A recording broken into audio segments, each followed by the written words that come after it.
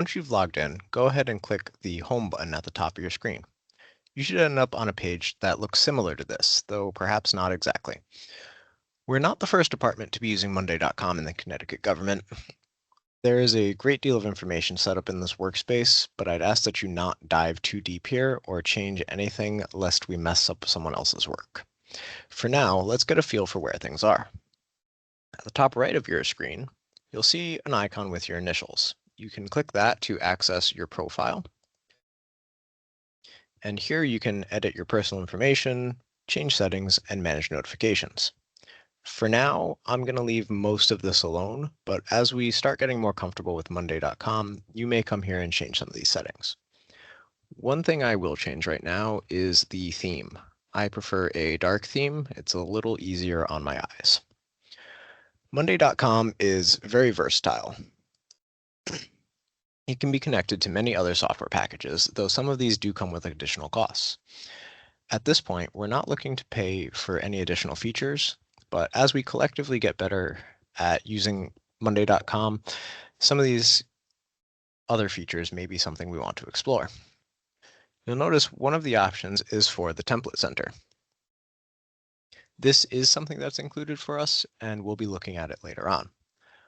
One of the other programs that can be connected is Microsoft Teams, but please note,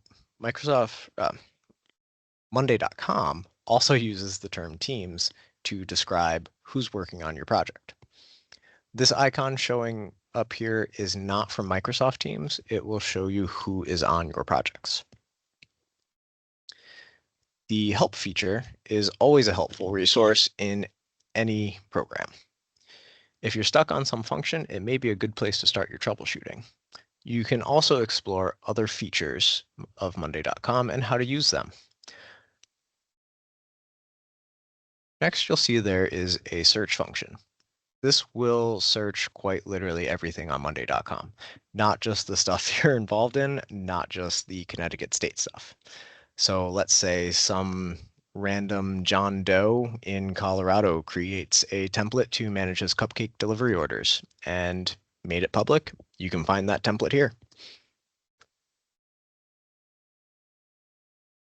We're going to skip over workflows for now. This isn't something engineering services will be incorporating yet.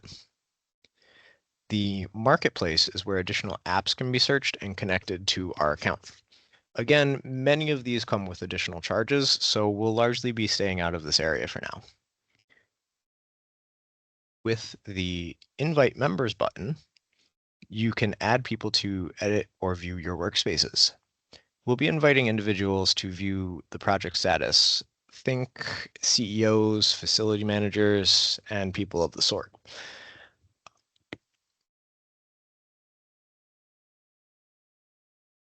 The update feed and the notifications are areas where you can keep track of what needs your attention and action.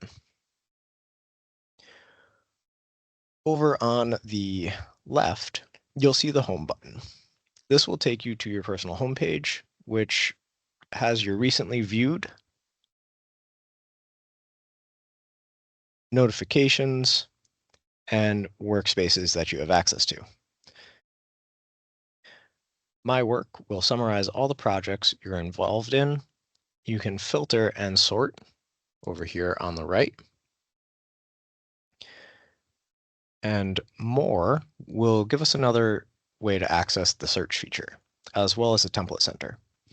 And in our favorites, you can bookmark things you reference frequently. Next down on the list is the workspace you're in. This will be where most of the navigation you do will happen. You'll see it's currently set for Connecticut Government Reporting Workspace, and it's populated with a great deal of information. Using the drop-down, you should be able to access the Engineering Services workspace.